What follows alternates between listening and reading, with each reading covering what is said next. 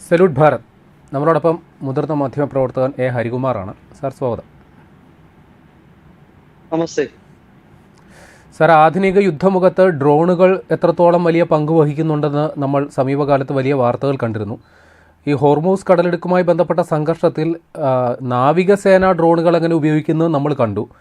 ഇനിയിപ്പോൾ കരമാർഗം ഉപയോഗിക്കുന്ന ഡ്രോണുകളെക്കുറിച്ചുള്ള പുതിയ വാർത്തകളും വരുന്നു. അത് ഇന്ത്യൻ സേനയ്ക്ക് വേണ്ടിയുള്ള ഡ്രോണുകളെക്കുറിച്ചുള്ള വാർത്തകളാണ് കൗതുകകരമായിട്ട് വരുന്നത്. എന്താണ് സാർ അതിൻ്റെ അപ്ഡേറ്റ്സ്? ഇപ്പോ പ്രേം പറഞ്ഞത് ശരിയാണ്. ഈ അർമീനിയ അസർബൈജാൻ യുദ്ധത്തിലാണ് ആദ്യമായിട്ട് ഈ അൺമാൻഡ് ഏരിയൽ വെഹിക്കിൾ എന്ന് പറയുന്ന ഡ്രോണുകളുടെ പ്രാധാന്യത്തെ ലോകം തിരിച്ചറിയുന്നു. അസർബൈജാനേക്കാൾ ശക്തിയുള്ള ആയുധശേഷിയുള്ള രാജ്യമായിരുന്നു അർമീനിയ. പക്ഷേ അർമീനിയയും അസർബൈജാനും തമ്മിലുള്ള യുദ്ധത്തിൽ നൊഗാർണോ കറാബാക്ക് യുദ്ധം എന്നാണ് ആ യുദ്ധത്തിന്റെ പേര്. അവിടെ വെച്ചിട്ട് അർമീനിയയുടെ ഏതാണ്ട് 200ഓളം ടാങ്കുകൾ, ആധുനിക ടാങ്കുകൾ അസർബൈജാന്റെ വളരെ വിലക്കുറഞ്ഞ സൂയിസൈഡ് ഡ്രോണുകൾ വന്നിട്ട് അത് തകർത്ത് കളഞ്ഞു. അപ്പോഴാണ് ലോകം ഞെട്ടിപ്പോയത്. യഥാർത്ഥത്തിൽ അർമീനിയയുടെ ഒരു ചെറിയ പ്രദേശം അസർബൈജാന്റെ നിയന്ത്രണത്തിലാണ് ഇപ്പോഴും.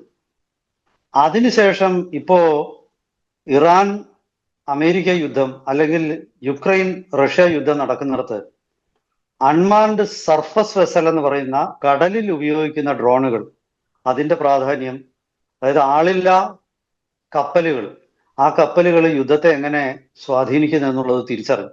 അങ്ങനെയാണ് ഈ കഴിഞ്ഞ ദിവസം ഇറാന്റെ ബന്ദർ അബ്ബാസ് തുറമുഖത്ത് ഇറാൻ സൂക്ഷിച്ചിരുന്ന 3ഓളം മിജറ്റ് സബ്മറൈൻസ് എന്ന് പറയുന്ന ചെറിയ അന്തർവാഹിനികൾ, അതായത് ഒരു 10-13 നാവികർക്ക് മാത്രം സഞ്ചരിക്കാൻ പറ്റുന്ന ഷാലോ വാട്ടേഴ്സ്, ആഴം കുറഞ്ഞ കടലിലൂടെ സഞ്ചരിക്കുന്ന ഒരു അന്തർവാഹിനിയാണ് മിജറ്റ് സബ്മറൈൻ. അത്തരം മിജറ്റ് സബ്മറൈനിന് വളരെ വിജയകരമായിട്ട് ഇറാൻ ഉപയോഗിച്ച ആ 3 മിജറ്റ് സബ്മറൈൻസ് ബന്ദർ അബ്ബാസ് തുറമുഖത്തെ സൂക്ഷിച്ചിരുന്നത് അമേരിക്കയുടെ ഒരു അൺമാൻഡ് സർഫസ് വെസൽ വന്ന് തകർത്ത് കളഞ്ഞു. അതുപോലെ റഷ്യ യുക്രൈനെതിരെയും ഈ ആയുധം പ്രയോഗിച്ചു, യുക്രൈൻ റഷ്യക്കെതിരെയും പ്രയോഗിച്ചു. അതങ്ങനെ നിൽക്കട്ടെ. ഏറ്റവും ഒടുവില് ഇപ്പോ വാർത്തകൾ നിറഞ്ഞു നിൽക്കുന്ന അൺമാൻഡ് ഗ്രൗണ്ട് വെഹിക്കിളാണ് UGV. ആ UGV ആള് കയറാത്ത ചെറിയ വാഹനങ്ങൾ, അതിൽ സ്ഫോടക വസ്തുക്കൾ സംഭരിച്ചിട്ടുണ്ടാവും. അത് നേരെ പോയിട്ട് ഈ ഹെവിലി ഫോർട്ടിഫൈഡ് ആയിട്ടുള്ള, അതായത് കോട്ട പോലെ വലിയ സുരക്ഷാ സംവിധാനങ്ങൾ ഒരുക്കിയിരിക്കുന്ന പ്രദേശങ്ങൾ, മനുഷ്യന് കടന്നു ചെല്ലാൻ വലിയ റിസ്ക് ഉള്ള പ്രദേശങ്ങൾ, സൈന്യത്തിന്, കാലാൾപ്പടക്ക്, ഇൻഫാൻട്രിക്ക് കടന്നു ചെല്ലാൻ പറ്റാത്ത സ്ഥലങ്ങൾ, അവിടെയൊക്കെ ഈ അൺമാൻഡ് ഗ്രൗണ്ട് വെഹിക്കിൾ അത് അവിടെ ചെന്നിട്ട് പൊട്ടിത്തെറിക്കും. അല്ലെങ്കിൽ ഒരു ഫോർട്ടിഫൈഡ് ആയിട്ടുള്ള ഒരു പ്രദേശത്ത് പോയിട്ട് അത് ഇടിച്ച് തകർന്നു പോകും. അതോടൊപ്പം ആ പ്രദേശം കൂടെ നശിപ്പിക്കും. അങ്ങനെയുള്ള ഒരു ഇത്. അതല്ലെങ്കിൽ ഇപ്പോ മറ്റു രീതിയിലുള്ള അൺമാൻഡ് ഗ്രൗണ്ട് വെഹിക്കിളും വന്നിട്ടുണ്ട്. അതിൽ മെഷീൻ ഗണ്ണ് ഘടിപ്പിച്ചിരിക്കുന്നത് റിമോട്ടായിട്ട് അത് പ്രവർത്തിക്കും. അതല്ലെങ്കിൽ അതിൽ നിന്നും ഈ ടാങ്കുകളെ അൺമാൻഡ് ഗ്രൗണ്ട് വെഹിക്കിളാക്കി മാറ്റാനുള്ള ഒരു പ്രോജക്റ്റ് ഇപ്പൊ ഇന്ത്യ തുടങ്ങിയിട്ടുണ്ട്. അപ്പൊ അതിനിടയ്ക്ക് നമ്മൾ പറയേണ്ട ഒരു കാര്യം, ഈ കഴിഞ്ഞ ദിവസം ഒരു അൺമാൻഡ് ഗ്രൗണ്ട് വെഹിക്കിൾ വാർത്തകളിൽ നിറഞ്ഞു.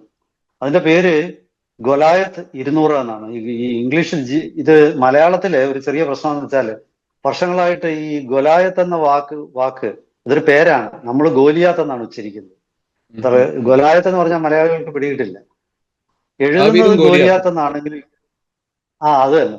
ഇംഗ്ലീഷിൽ എഴുതുന്നത് ഗോലിയാത്ത് എന്നാണ്. ഇംഗ്ലീഷിലെ യഥാർത്ഥ ഇംഗ്ലീഷ് ഉച്ചാരണം ഗൊലായത്ത് എന്നാണ്. കേരളത്തിലെ അധ്യാപകർ ഗോലിയാത്ത് എന്ന് പഠിപ്പിച്ച് അതേ അറിയാവുള്ളൂ നമുക്ക്. എന്തായാലും അതുകൊണ്ട് തന്നെ നമുക്ക് ഗോലിയാത്ത് എന്ന് തന്നെ തൽക്കാലം പറയാം. ഈ ഗോലിയാത്ത് 200 എന്ന ഒരു അൺമാൻഡ് ഗ്രൗണ്ട് വെഹിക്കിൾ നമ്മുടെ സൈന്യത്തിന് വേണ്ടി തയ്യാറായിരിക്കുകയാണ്. ഇത് BSS എന്ന് പറയുന്ന ഒരു സ്വകാര്യ കമ്പനിയാണ്, അതായത് Bharat supply and support alliance group, അവരാണ് നിർമ്മിച്ചത്.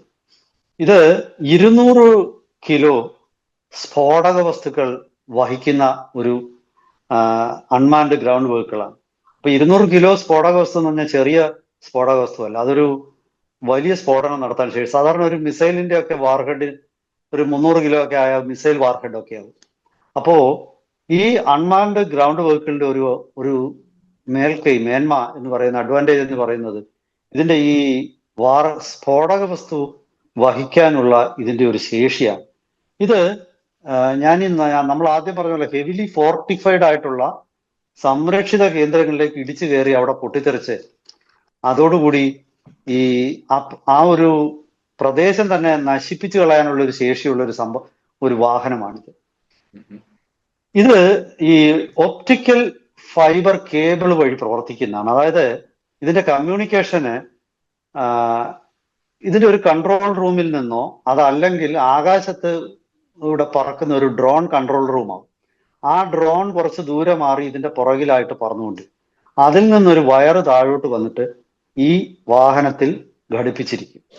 ഇതിന്റെ ഒരു ഗുണമെന്ന് പറയുന്നത് ഇങ്ങനെ ഘടിപ്പിച്ചാല് ഇലക്ട്രോണിക് വാർഫെയർ ഇതിനെ ഇല്ലാതാക്കാൻ പറ്റത്തില്ല. അല്ലെങ്കിൽ ആധുനിക ഉപകരണങ്ങളുടെ ഒക്കെ ഒരു കുഴപ്പം അത് ഇലക്ട്രോണിക് യുദ്ധത്തിന് വിധേയമാണ്. അതായത് ഈ ജാമിങ് സ്പൂഫിങ് ഒക്കെ, അതായത് കമ്മ്യൂണിക്കേഷൻ സംവിധാനത്തെ തകർത്തു കഴിഞ്ഞാൽ ഇത് പിന്നെ മുന്നോട്ട് പോകത്തില്ല. എത്ര വലിയ ടെക്നോളജി ആണെന്ന് പറഞ്ഞാൽ ഇതിന്റെ ഒരു പരിമിതി ഇതാണ്. ആ പരിമിതി ഒഴിവാക്കാൻ ഇലക്ട്രോണിക്സ് സംവിധാനം വഴി കമാൻഡ് കൊടുക്കാതിരിക്കാനോടാണ് ഫൈബർ ഓപ്റ്റിക് വഴി കമാൻഡ് കൊടുക്കുന്നത്. ഫൈബർ ഓപ്റ്റിക് വഴി കമാൻഡ് കൊടുക്കുമ്പം ഇപ്പൊ സ്വാഭാവികമായിട്ട് കേട്ടിരിക്കുന്നവർക്കൊരു സംശയമുണ്ട്. ഈ ഒരു സ്ഥലത്ത് നിന്ന് ഒരു കയറ് കെട്ടി ഒരു ടോയ് കാർ മുന്നോട്ട് വിട്ടാൽ വഴിയിൽ എവിടെങ്കിലും ഒരു തടസ്സം ഉണ്ടെങ്കിൽ ആ കുരുങ്ങിപ്പോത്തില്ലേ?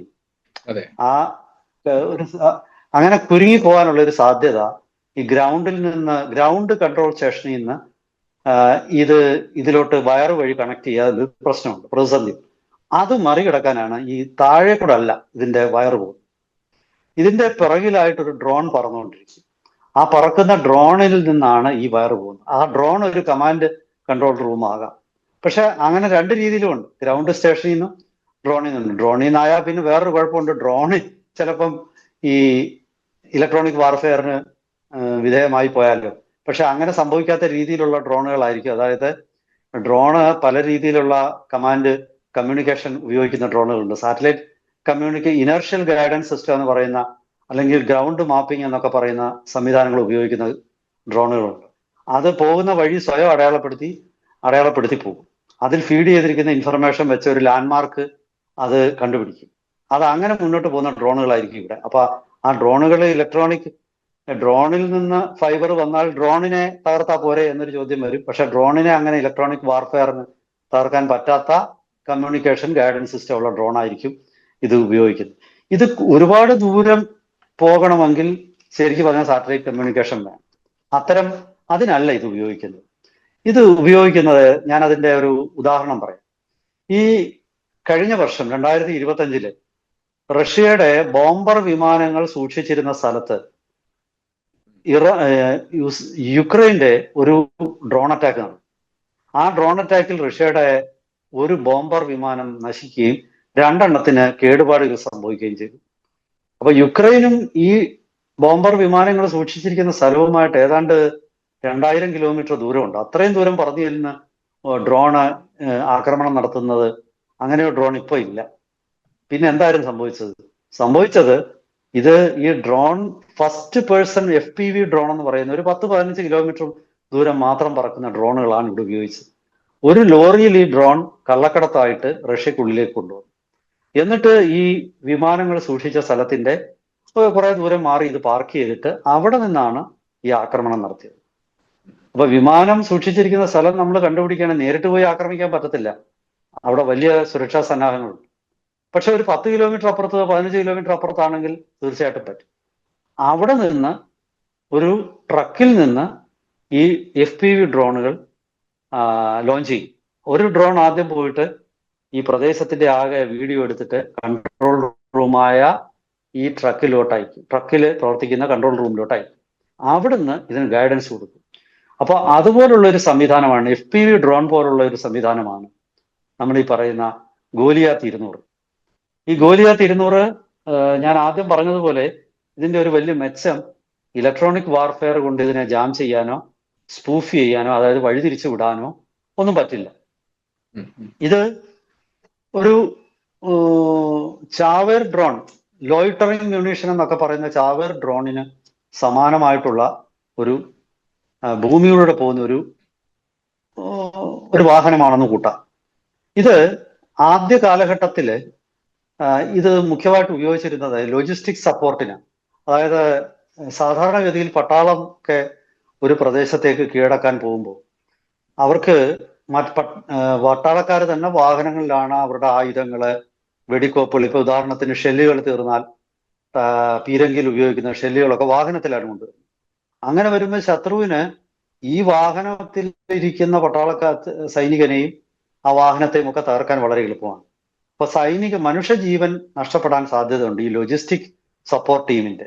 ആ ലോജിസ്റ്റിക് സപ്പോർട്ട് ടീമിന് ബദലായിട്ടാണ് ആദ്യം ഈ അൺമാൻഡ് ഗ്രൗണ്ട് വെഹിക്കിൾ വിഭാവനം ചെയ്തത്. പിന്നീട് അതൊരു ഈ സർവൈലൻസ്, അതായത് നിരീക്ഷണ വാഹനമായിട്ട് മാറ്റി. അതിനുശേഷം ഏറ്റവും ഒടുവിലാണ് ഇപ്പോൾ അത് കോമ്പാക്ട് റോളിലോട്ട് വരുന്നത്, അതായത് ആക്രമണ റോളിലോട്ട് അത് വരുന്നത്. ഇന്ത്യയില് ഞാനിപ്പോ ആദ്യം പറഞ്ഞത് ഗോലിയാത്ത് 200 ഉണ്ടാക്കുന്നത് BSS ആണ്. BSS എന്ന കമ്പനിയാണ്. അത് കൂടാതെ പൊതുമേഖലാ സ്ഥാപനമായ ഭാരത് ഇലക്ട്രോണിക്സ് ഇത്തരം അൺമാൻഡ് ഗ്രൗണ്ട് വെഹിക്കിൾ നിർമ്മിച്ചു. ഭാരത് ഫോർജ്, അവര് ഇന്ത്യയിലെ ഏറ്റവും വലിയ ഡ്രോൺ കമ്പനികളിലൊന്നാണ് ഭാരത് ഫോർജ്, അവർ നിർമ്മിച്ചു. സെൻ ടെക്നോളജീസ് നമുക്ക് വേണ്ടിയിട്ട് 1000 കിലോമീറ്റർ ദൂരം വരെയൊക്കെ പോകുന്ന സൂയിസൈഡ് ഡ്രോൺ, ലോയിറ്ററിംഗ് മ്യൂണീഷൻ നിർമ്മിക്കുന്ന കമ്പനിയാണ്. ഇതൊന്നും കൂടാതെ ഇന്ത്യൻ ആർമിയുടെ ഈ ഇൻഹൗസ് ആയിട്ടുള്ള ഒരു പ്രൊഡക്ഷൻ സെന്റർ ഉണ്ട്. അത് അവര് തന്നെ മാനേജ് ചെയ്യുന്നതാണ്. അവര് സാപ്പർ സ്കൗട്ട് എന്ന പേരിൽ അവര് തന്നെ ഒരു അൺമാൻഡ് ഗ്രൗണ്ട് വെഹിക്കിൾ നിർമ്മിച്ചിട്ടുണ്ട്. അപ്പോൾ ഇന്ത്യയുടെ സ്വകാര്യ മേഖലയിലെ നിരവധി കമ്പനികൾ ഇത്തരം അൺമാൻഡ് ഗ്രൗണ്ട് വെഹിക്കിൾ നിർമ്മിക്കുകയാണ്. നമ്മുടെ ഏറ്റവും അംബീഷ്യസ് ആയിട്ടുള്ള, അതായത് നമ്മൾ ഏറ്റവും ആകാംക്ഷയോടെ കാത്തിരിക്കുന്ന നമ്മുടെ ഈ മേഖലയിലെ പ്രോജക്റ്റ് എന്നത് ഇന്ത്യയുടെ ടാങ്കായ, പഴയ കാലത്തെ ടാങ്കാണ് T-72, T-72. അത് റഷ്യൻ നിർമ്മിത ടാങ്കാണ്. ഈ T-72 ടാങ്ക് ഇപ്പൊ ഏതാണ്ട് ഫേസ് ഔട്ട് ചെയ്തുകൊണ്ടിരിക്കുകയാണ്. 40 കൊല്ലത്തോളം പഴക്കമായത്. അജയ എന്തോ ആണ് ഇതിന് പേരിട്ടിരിക്കുന്നത് ഇന്ത്യയിൽ. ഇപ്പം നമ്മൾ ഉപയോഗിക്കുന്നത് T-90 ടാങ്കുകളാണ്.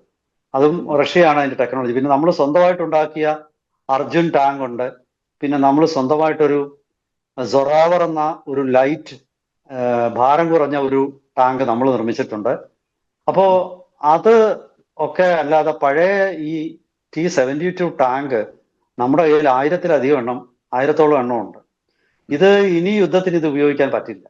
കാരണം ഇതിന് ആധുനിക ഇലക്ട്രോണിക് വാർഫെയറിനെയോ ഡ്രോൺ അറ്റാക്കിനെയോ ഒന്നും പ്രതിരോധിക്കാനുള്ള സംവിധാനം ഇതിനില്ല. ഈ T-72 ടാങ്ക് അതില് ഈ ആർട്ടിഫിഷ്യൽ ഇന്റലിജൻസ് ഉപയോഗിച്ചുകൊണ്ട് അത് സ്വന്തമായിട്ട് നീങ്ങാൻ പര്യാപ്തതയുള്ള ഒരു സംവിധാനം അതിൽ ഘടിപ്പിച്ചിട്ട് അതിനെ ഒരു അൺമാൻഡ് ഗ്രൗണ്ട് അറ്റാക്ക് വെഹിക്കിളായിട്ട് മാറ്റുന്ന ഒരു പ്രോജക്റ്റിലാണ് ഇപ്പോൾ DRDO ശ്രദ്ധ കേന്ദ്രീകരിക്കുന്നത്. അതായത് ഇതിനൊരു റിസ്ക് ഉണ്ട്. ഈ റിസ്ക് ഉണ്ടെന്ന് വെച്ച് ഈ 1000-ഓളം ടാങ്കുകൾ വെറുതെ കളയാൻ പറ്റും. അപ്പൊ അതിനൊരു പുതിയ ഉപയോഗം കണ്ടുപിടിച്ചു. ആ ഉപയോഗം എന്ന് പറയുന്നത്, ഇതിന് ആക്രമണം ഉണ്ടായാൽ പോലും മനുഷ്യജീവൻ നഷ്ടപ്പെടാത്ത, എന്നാൽ അതേസമയം ഹൈ റിസ്ക് ഏരിയയിലോട്ട് ആളില്ലാത്ത ഈ T-72 ടാങ്ക് കയറ്റിവിടാം. പിന്നെ രണ്ടാമത് ഒരു പദ്ധതി, ഈ ടീമിംഗ് എന്ന ഒരു ആശയം ഇപ്പോഴുണ്ട് യുദ്ധത്തിൽ. അതായത് ആകാശത്തിൽ യുദ്ധവിമാനങ്ങൾ പറക്കുമ്പോൾ അതിനോടൊപ്പം ഡ്രോണുകൾ, ആ ഡ്രോണുകൾക്ക് പറയുന്നത് ക്യാറ്റ്സ് വാരിയർ എന്ന്. അങ്ങനെ ഉള്ള ഡ്രോണുകൾ ഒരു മുഖ്യ വിമാനം അതിൻ്റെ ഒരു മദർഷിപ്പ് പോലെ പ്രവർത്തിക്കും. അതിൻ്റെ മുന്നിൽ ഒരു 4-5 ഇത്തരം ഡ്രോണുകൾ കാണും. ആ ഡ്രോണ് ചിലത് സർവൈലൻസ് ആയിരിക്കും നടത്തും. ഫസ്റ്റ് റൗണ്ട് ആക്രമണം മറ്റു ചിലത് നടത്തും. ഏറ്റവും പുറകിലായിരിക്കും മനുഷ്യനുള്ള വിമാനം. അതൊരു കൺട്രോൾ റൂം ആയിരിക്കും. കൺട്രോൾ റൂം എന്ന് വെച്ചാൽ അതിന് ആയുധം ഇല്ലെന്നല്ല, അത് ഫസ്റ്റ് റൗണ്ടിൽ ഉള്ള എതിരാളിയുടെ ആക്രമണങ്ങളെ ഈ ഡ്രോൺ ഉപയോഗിച്ച് ചെറുത്തിട്ട് അവരെ നിരായുധരാക്കി കഴിയുമ്പോൾ പുറകെ വരുന്ന വിമാനം പിന്നീട് എയർ ടു സർഫസ് മിസൈൽ പ്രയോഗിക്കും, അല്ലെങ്കിൽ എയർ ടു എയർ മിസൈൽ ശത്രു വിമാനങ്ങൾക്ക് നേരെ പ്രയോഗിക്കും. ഇങ്ങനെയുള്ള ഒരു സമയം നെറ്റ്വർക്ക്ഡ് വാർഫെയറിന്റെ ഭാഗമായിട്ട് ഈ അൺമാൻഡ് ഗ്രൗണ്ട് വെഹിക്കിളും ഇങ്ങനെ ഒരു റോളിലേക്ക് മാറുമെന്നാണ് പറയുന്നത്. അതായത് യഥാർത്ഥ ടാങ്കിനോടൊപ്പം മനുഷ്യൻ കയറിയ ഇപ്പോ T-90 പോലുള്ള ടാങ്കുകളോടൊപ്പം, T-90 അല്ലെങ്കിൽ ഇന്ത്യയുടെ അർജുൻ ടാങ്കിനോടൊപ്പം ഈ അൺമാൻഡ് ഗ്രൗണ്ട് വെഹിക്കിളും നീങ്ങും. അല്ലെങ്കിൽ നമ്മൾ മുമ്പേ പറഞ്ഞ T-72 ടാങ്കുകൾ നീങ്ങുന്നു. മുൻപിൽ നീങ്ങുന്നതും ഈ ആദ്യത്തെ റൗണ്ട് ആക്രമണം നടത്തുന്നതും ഈ അൺമാൻഡ് ഗ്രൗണ്ട് വെഹിക്കിൾ ആയിരിക്കും. അതിന് പിറകെ ആയിരിക്കും മനുഷ്യൻ കയറിയ വാഹനങ്ങളുള്ളത്. അപ്പൊ അതായത് മനുഷ്യൻ കയറിയ ടാങ്കിന്റെ മനുഷ്യന്റെ റിസ്ക് പരമാവധി കുറയ്ക്കുക, വിലയേറിയ മനുഷ്യജീവൻ നഷ്ടപ്പെടുന്നത് പരിമിതപ്പെടുത്തുക. പകരം ആദ്യ റൗണ്ട് മുന്നണി പോരാളിയായിട്ട് ഈ ആളില്ലാ വാഹനങ്ങൾ മാറുക. ചില അവസരങ്ങളിൽ ഇത് ഒറ്റയ്ക്ക് പോയിട്ട് ആക്രമണം നടത്തും.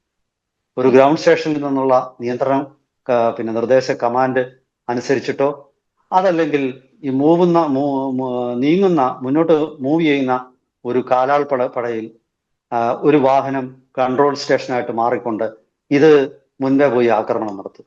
ഹൈലി ഫോർട്ടിഫൈഡ് കേന്ദ്രങ്ങളൊക്കെ തകർക്കും. ഇപ്പൊ ചില മൈൻ നിറച്ചിരിക്കുന്ന വഴികളിലൂടെ ഈ വാഹനം ആദ്യം പോകും, സ്വാഭാവികമായിട്ടും മൈൻ പൊട്ടും. അങ്ങനെ ആ സ്ഥലം ഏരിയ ക്ലിയറൻസ് എന്ന് പറയുന്ന ഒരു പരിപാടിക്ക് അതിനിത് ഉപയോഗിക്കും. അപ്പോ മനുഷ്യന്റെ റിസ്ക് കുറയ്ക്കാനുള്ള സംവിധാനങ്ങളുടെ ഒരു വലിയ മുന്നേറ്റമാണ് ഇതുകൊണ്ട് ഉദ്ദേശിക്കുന്നത്. ഇവിടെ ഈ നെറ്റ്വർക്ക്ഡ് വാർഫെയർ എന്ന ആധുനിക യുദ്ധ സംവിധാനത്തിൽ ഇതിന് വലിയ പ്രസക്തി. ഇത് ഞാൻ ആദ്യം പറഞ്ഞതുപോലെ വെറും ചുറ്റുമുള്ള ടാങ്കുകളുമായിട്ടോ മറ്റു ചുറ്റുമുള്ള മനുഷ്യരുമായിട്ടോ മാത്രമല്ല നെറ്റ്വർക്ക് ചെയ്യാൻ പോകുന്നത്.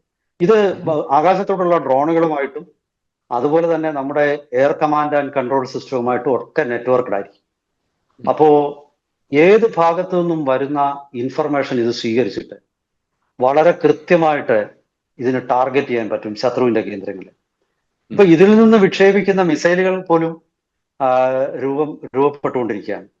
അങ്ങനെ ഒരു അൺമാൻഡ് ഗ്രൗണ്ട് വെഹിക്കിളിൽ നിന്നും ലോഞ്ച് ചെയ്യുന്ന ഒരു മിസൈല് കമാൻഡ് ആൻഡ് കൺട്രോൾ നെറ്റ്വർക്കിൽ നിന്നും സ്വീകരിക്കുന്ന ഇൻഫർമേഷന്റെ അടിസ്ഥാനത്തിൽ വളരെ കൃത്യതയോടെ ഇതിൽ നിന്നൊരു മിസൈല് ശത്രുവിന്റെ നേർക്ക് ചെല്ലും.